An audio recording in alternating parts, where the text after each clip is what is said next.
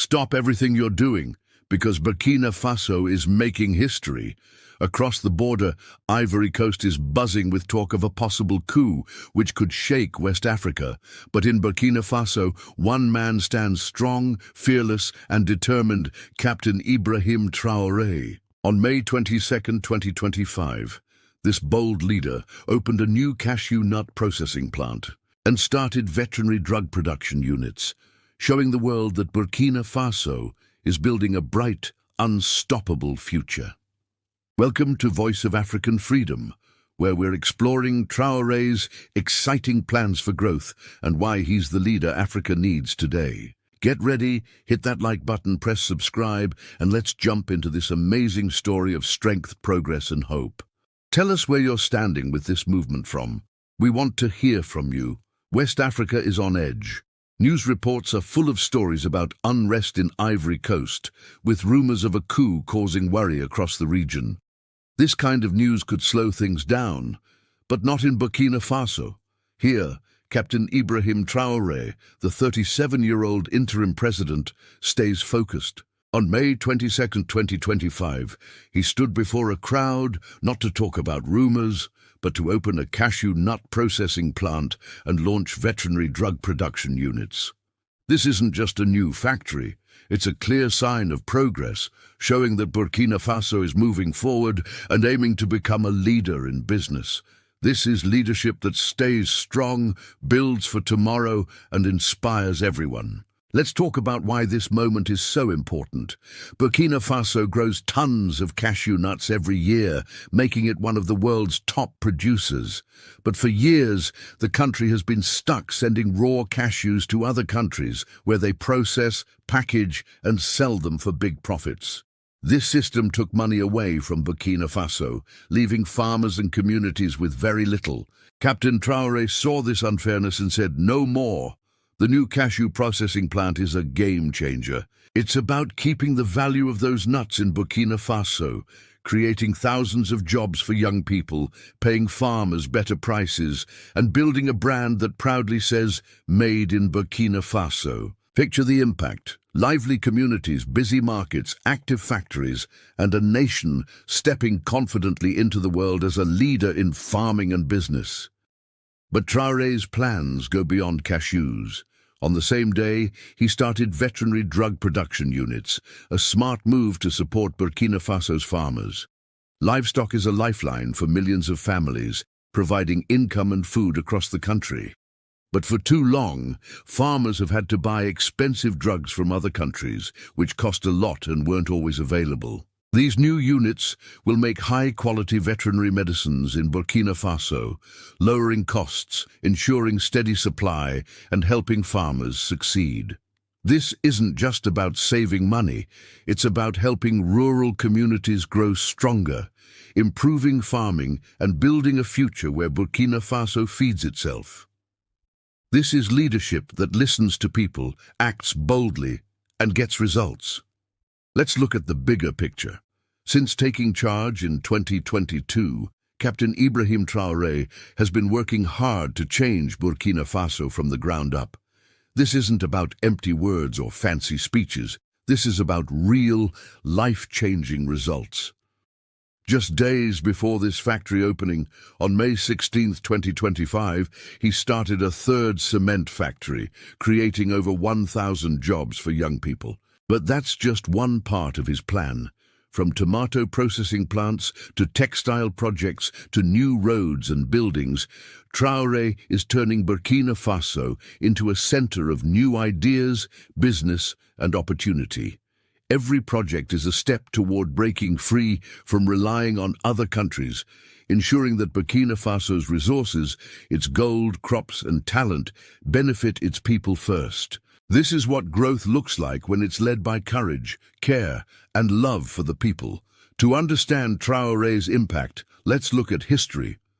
Burkina Faso has a proud past of bold leadership, especially under Thomas Sankara, the inspiring president who, in the 1980s, pushed for self-reliance, fairness, and growth. Sankara's ideas motivated many, but his death in 1987 left a gap. Today, Captain Ibrahim Traoré is carrying that same spirit forward, bringing back the dream of progress. Like Sankara, Traoré believes Burkina Faso's wealth belongs to its people. His plans echo Sankara's focus on local production, farming and youth, but with a modern touch, using today's technology and global markets to make Burkina Faso a leader, not a follower. Traoré isn't just a leader. He's a hero, building on a great legacy while creating his own. Now let's talk about what's happening nearby. The coup rumors in Ivory Coast have sent shockwaves through West Africa, with news highlighting possible plots and instability. These rumors, whether true or not, show how fragile things can be in our region, where history has seen plenty of challenges. But while others might hesitate, Captain Traoré stands firm. His response isn't fear, it's action, bold and clear. Opening factories during regional tension sends a strong message. Burkina Faso is steady, focused, and moving toward a brighter future. Traoré's leadership is a light of hope, not just for his country, but for all of Africa, showing that progress can win over chaos. This is a leader who doesn't just face the storm, he builds through it step by step, dream by dream. What makes Ibrahim Traoré so special?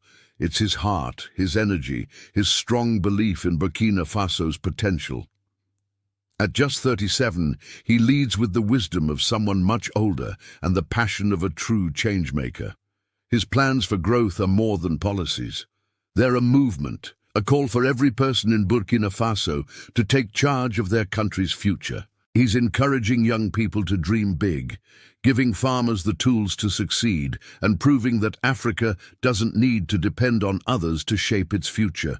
Every factory, every job, every new idea is a step toward a Burkina Faso that stands tall, independent, strong and proud. And he's doing it all while handling security issues, regional challenges, and the huge hopes of a nation. That's not just leadership, that's a legacy in the making. Let's explore Traoré's plans for young people. Burkina Faso's population is young, over 60% are under 25. And Traoré knows they are the key to the country's future. His factories aren't just creating jobs. They're giving young people chances to learn skills, build careers, and stay in Burkina Faso instead of leaving for other countries. The cashew plant, the cement factory, the textile projects, they're places for young people to become welders, engineers, managers, and business owners. Traoré's message to the youth is clear. You are enough. Your talent, your hard work, your dreams, they're the power for a new era. By supporting training and job creation, he's ensuring the next generation isn't just working, but leading. And let's not forget the farmers. Farming is the heart of Burkina Faso's economy, supporting over 80% of the population. Traoré's focus on farming independence through projects like the veterinary drug units and tomato processing plants is changing rural communities. By making goods locally, he's cutting out middlemen, lowering costs, and ensuring farmers get fair prices for their crops and livestock. This isn't just about money, it's about respect. It's about giving rural families the chance to thrive, not just get by. Traoré's plans are planting the seeds for a Burkina Faso, where everyone has access to affordable, locally made goods. Let's take a moment to think about this. Traoré's vision is about more than factories or money. It's about pride, hope, and taking control of Burkina Faso's future. He's building a nation where every person has a role in its success, where young people see a future at home, where farmers aren't just feeding their families, but powering a movement. From cashew nuts to cement to veterinary drugs, he's turning potential into real opportunity, and his message reaches beyond Burkina Faso's borders. In a world where Africa is often overlooked, Traoré is showing what's possible when a leader dreams as big as his people. The world is watching, and Burkina Faso is proving it's not just surviving, it's thriving. Now let's talk about what this means for the world. Traoré's plans are putting Burkina Faso on the map as an example for African growth. By focusing on local production, he's challenging the idea that Africa is just a supplier of raw materials. Countries across the continent, from Ghana to Ethiopia, are watching closely, inspired by Burkina Faso's push for independence. And it's not just Africa.